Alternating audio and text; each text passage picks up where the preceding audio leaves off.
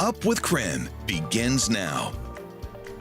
I was laying down in my compartment on a bed, so luckily I just tumbled. Right now on Up with KREM, 3 people are dead after a train derailment in Montana. We hear from the people on the train sharing that frightening experience. And a fire breaks out overnight in Spokane at an abandoned building. Nicole Hernandez is live this morning with the very latest. Yeah, that's right. Take a look behind me. You can see that smoke billowing here from the building. Coming up, I'll give an update about what Spokane Fire is doing right now. And we're going to take you outside on this warm Monday morning. We're talking how rare this warm morning is. Well, let's get right to breaking news now at 7. Good to have you here with us. I'm Tim Pham. And I'm Channing Curtis. Right now, fire crews battling a building fire near downtown Spokane, and they say the building had been on their radar for some time. That's right. So we have Nicole Hernandez, who's live at the scene near East Trenton, North Regal. So Nicole, what information can you tell us about this fire? Yes, we actually moved around to the other side of the fire right now, and I want to give you a look at what they're doing now. Crews are now working from the ground to help fight this fire here. They had been previously working from the ladders, shooting water down into the building from the top. Now, though, they've switched to some groundwork here. You can see from this side, and now that the light has the sun has come up, the light's a little bit better, you can see just how burned it is as well. So fire crews say that they can't go inside at this point because it's too dangerous, so they're still working from the outside.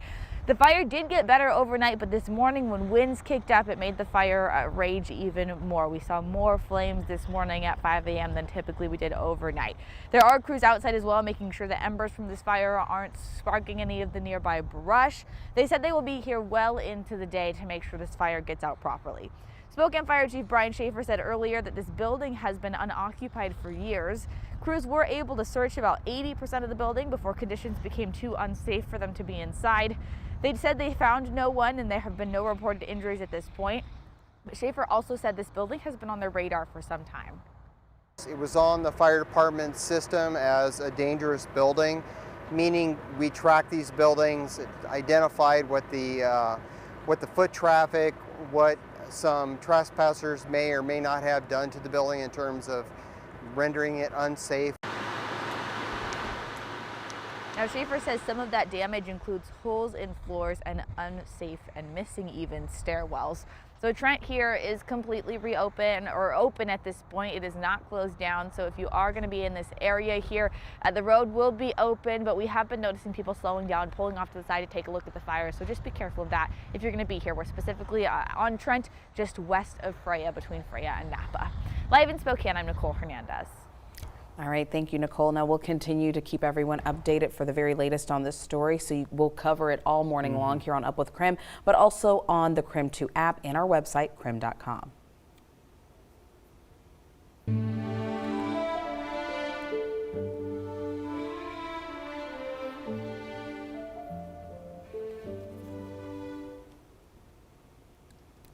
Well, 3 people are dead after a train derailment in Montana. So from over the weekend, an Amtrak train derailed near Joplin, Montana on Saturday afternoon. The Empire Builder train was en route from Chicago to Seattle when it derailed near Joplin, which is just west of Havre, Montana. Now, it was expected to come through Spokane with 141 passengers and 16 crew members who were on board at the time of the derailment. 8 of the 10 train cars derailed, and the cause of that is currently unknown, but thankfully all of the passengers have been accounted for. Montana's governor says a majority of people who responded to the scene were volunteers, and those who were wounded were taken to hospitals, and strangers gave stranded passengers rides to airports. Your heart hurts, your stomach hurts, you know what's going on, but at the same time, there are people that need your help. They were in a horrific event, and just going in and letting them know that you cared and you were trying the best you could and you would get answers for their questions, but it was going to take some time. They were completely understanding. So the National Transportation Safety Board sent a 14-member team to Montana to investigate that derailment. This morning, we're also hearing from passengers who were on board the train when it tipped over. One man says he is a regular Amtrak customer and has never experienced anything like what he witnessed. I was lucky in that I was able to grab a hold of the coffee table. There's a coffee table that's bolted to the floor, and the train tipped about 45 degrees, and I thought it would stop, but you know, it takes a while for it to stop, and then it continued to go all the way down. At that point, I just held on to that, and my legs were dangling down below, and the windows broke out down below, and which is how we eventually escaped after the train stopped. But I hate to think what would have happened if I hadn't been able to hold on to my table. And another passenger describing his experience as he was stuck in one of the cars that detached from the train. I was laying down in my compartment on a bed, so luckily I just tumbled, just in the room. I heard a loud bang, and then the car tipped. I was able to pop my window out and climb out and then help other people up, and then we sat until we got some ladders and we got people down. Now, Amtrak says if you have any questions about friends or family members who might have been on board the train, you should call 1-800-523-9101. That number is also right there on your screen. Now, this train derailment takes place almost 4 years since the last deadly Amtrak derailment in the Northwest. Yeah, so you might remember 3 people died in the December of 2017 when a train derailed in Pierce County, and it happened on that bridge that crosses over I-5 near DuPont. 3 train passengers died and dozens were hurt. Investigators say the train was traveling 50 miles per hour faster than it was supposed to be.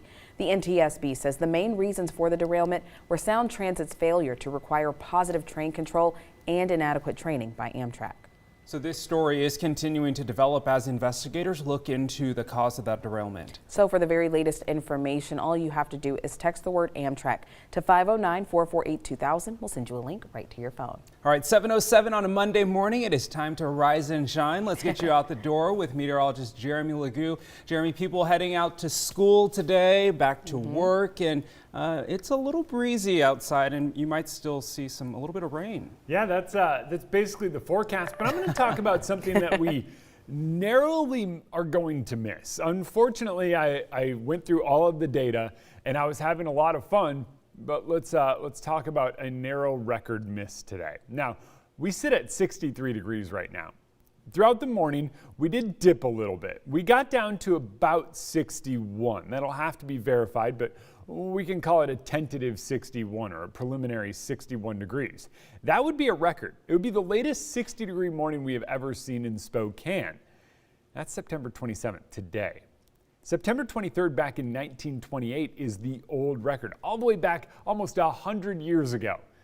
Now, I have another graphic here in just a bit that is going to explain why we're going to miss this, but right now, temperatures are on the mild side. 64 in Moses Lake, 63 in Spokane, 61 in Coeur d'Alene, 50 in Sandpoint. How about 60 there in Wenatchee? And as Tim mentioned, that warm weather comes with a bit of a breeze and a bit of cloud cover. That's why we stayed so mild. The wind stays pretty strong throughout the day. Wind gusts up near 25 miles per hour, eventually shifting to westerly and northerly. Look at 6 p.m. and 8 p.m. That's another part of the story. See how wind drastically shifts direction? That plays a role in our temperatures. Right now, it's a couple of stray showers, and that's what we see throughout a good portion of the day today. Then the front itself arrives later on tonight and continues overnight. And what we wind up seeing is rain arrive and temperatures fall back into the 50s, meaning that record for our warm morning doesn't last because we'll drop below 60 later today. It's time for your morning rush. More news in less time. Spokane police are looking for a missing North Spokane teen. 17-year-old McKenna J. Martinez was last seen in the 8900 block of North Colton Road. She was wearing a black tank top and gray leggings. She has shoulder-length purplish red dyed hair. Spokane police say that she has some disabilities, so if you have any information as to where she might be, please contact Spokane police. Emergency crews responded to a fire at New Community Church in downtown Spokane on Sunday afternoon. Firefighters were able to quickly get that fire under control with minimal damage to the church building itself. Officials say no one was in the basement but managed to get out safely. No injuries were reported, but they do believe that the fire started on the roof. The cause of the fire is still under investigation. A Washington state trooper died of COVID-19 early Sunday morning. 38-year-old Detective Eric Gunderson served with the WSP for nearly 16 years.